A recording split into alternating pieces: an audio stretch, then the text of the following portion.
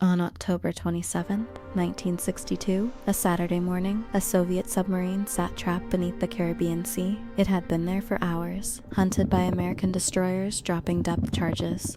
Inside, the air was running out. The temperature had climbed to 120 degrees Fahrenheit. Men were fainting. The captain was furious, disoriented, convinced that World War III had already started above the surface, and he had the power to respond. In the submarine's torpedo room sat a nuclear weapon, one that could vaporize an entire aircraft carrier battle group.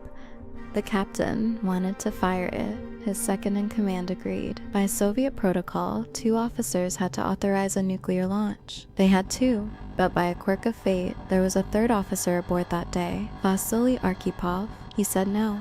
One man, one word, one decision. It may have been the most important no in human history. This is the story of the 13 days when the world stood at the edge of nuclear annihilation, and how close we came to a war that would have killed hundreds of millions of people. It started with a spy plane and a photograph.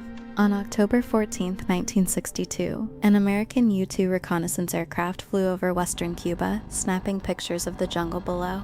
When analysts developed the film, they saw something that made their blood run cold: Soviet missiles. Not just any missiles, medium-range ballistic missiles capable of carrying nuclear warheads. And they were pointed at the United States. From Cuba, these missiles could reach Washington, D.C. In 13 minutes, they could hit New York, Atlanta, Dallas, even parts of the Midwest. The Soviets had secretly been shipping weapons to Cuba for months, and now they had crossed a line. President John F. Kennedy was informed immediately. He called together his closest advisors, the Executive Committee of the National Security Council, known as EXCOM. For the next 13 days, this group of men would make decisions that would determine whether human civilization survived. The clock was ticking. The missiles weren't operational yet, but they would be soon. Kennedy had to act. The question was, how? The options were all terrible. The military wanted an immediate airstrike, destroy the missile sites before they became operational. Some generals pushed for a full invasion of Cuba, arguing that this was the moment to remove Fidel Castro once and for all. But Kennedy knew that Soviet soldiers were stationed at those missile sites. If Americans killed Russians, the Soviets would have to respond. And response meant escalation. Escalation meant nuclear war. Another option was a naval blockade, surround Cuba, prevent any more Soviet ships from delivering weapons, and demand the missiles be removed. It was less aggressive than an airstrike, but it was still an act of war, and it risked a confrontation at sea, where one miscalculation, one trigger-happy officer, could spiral into catastrophe. Kennedy chose the blockade.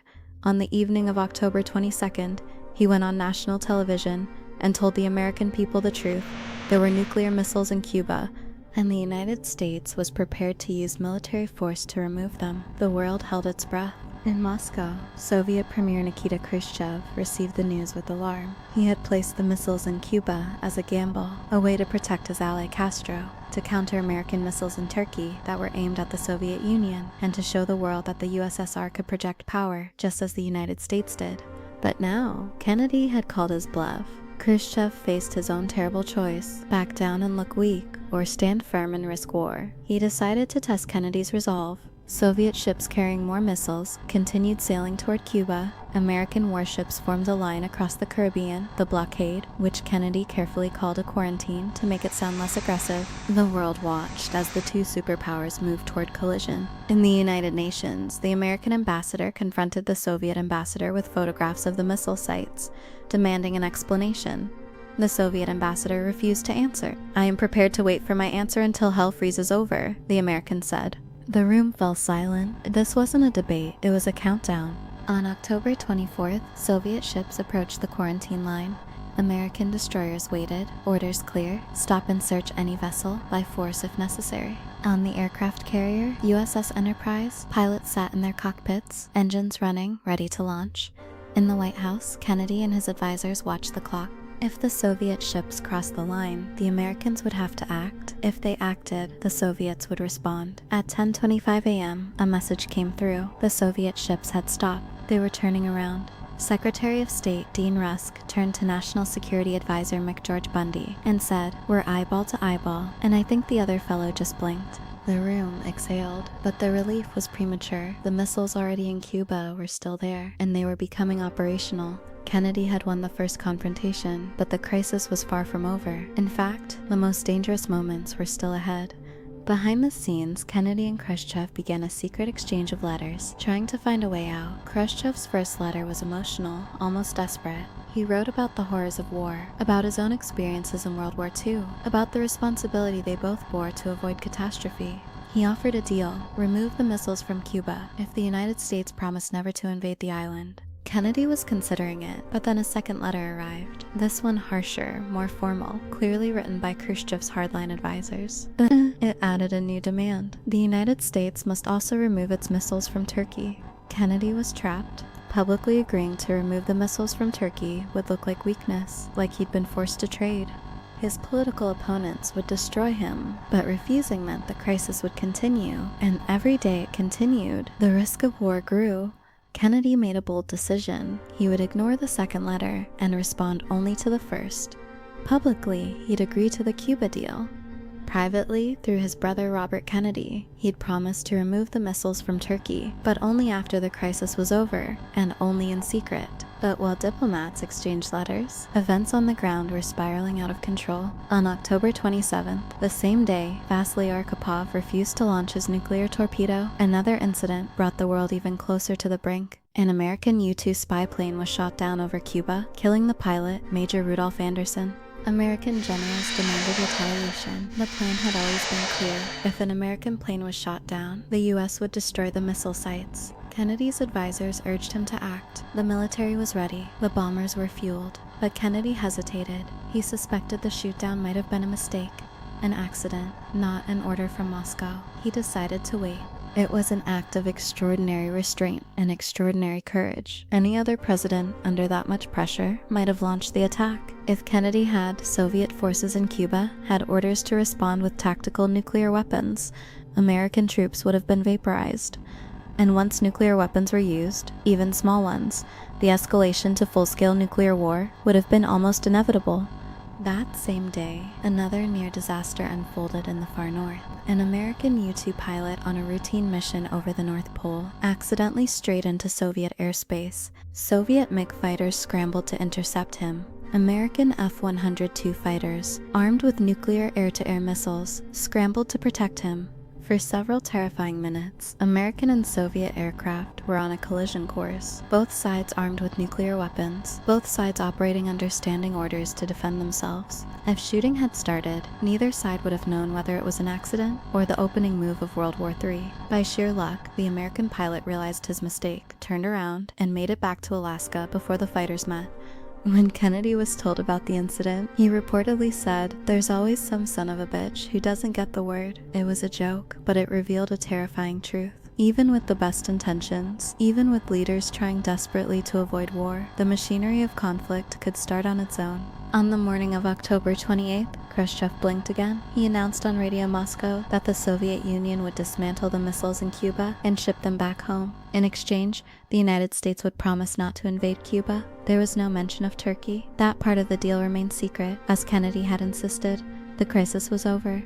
Around the world, people who had been preparing for nuclear war, stocking bomb shelters, saying goodbye to loved ones, watching the skies, allowed themselves to breathe. But the relief was mixed with a chilling realization. We had come so close. Analysts later estimated that at the peak of the crisis, the two superpowers had a combined total of over 5,000 nuclear warheads aimed at each other. If war had started, the first day would have seen hundreds of millions of deaths. The firestorms would have consumed entire cities. The radioactive fallout would have poisoned the air, the water, the soil. And then came nuclear winter, ash, and smoke blocking out the sun, global temperatures plummeting, crops failing, ecosystems collapsing. Humanity might not have gone extinct, but civilization as we knew it would have ended.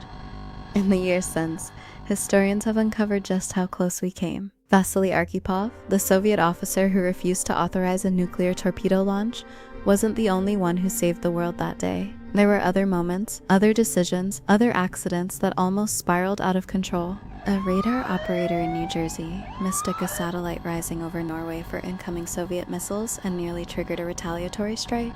A computer error at NORAD briefly showed a massive Soviet attack that didn't exist. A training tape was accidentally loaded into the early warning system, causing alarms to blare across American military bases. Each time, someone, a human being, using judgment, questioning the data, stopped the automatic response. We didn't avoid nuclear war because our systems were perfect. We avoided it because imperfect people, under unimaginable pressure, made the right choices. But we also got lucky, and luck, by definition, runs out. The Cuban Missile Crisis changed both Kennedy and Khrushchev. They had looked into the abyss and stepped back, but they knew how easily they could have fallen in. In the months that followed, they established a direct communication line between Washington and Moscow, the famous red telephone, so that future crises could be managed without the delays and misunderstandings that had nearly killed us all.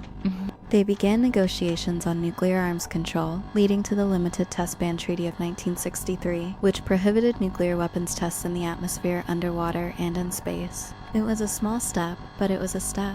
Kennedy, in a speech at American University in June 1963, called for a re-examination of attitudes toward the Soviet Union, for empathy, for peace. "We all inhabit this small planet," he said. "We all breathe the same air. We all cherish our children's future, and we are all mortal." 5 months later, he was assassinated. Khrushchev was ousted in 1964, but the changes they set in motion survived them.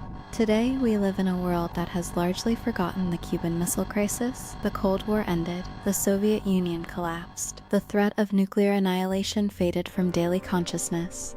But the weapons are still here. The United States and Russia still have thousands of nuclear warheads, many on high alert, ready to launch within minutes. New nuclear powers have emerged. India, Pakistan, North Korea.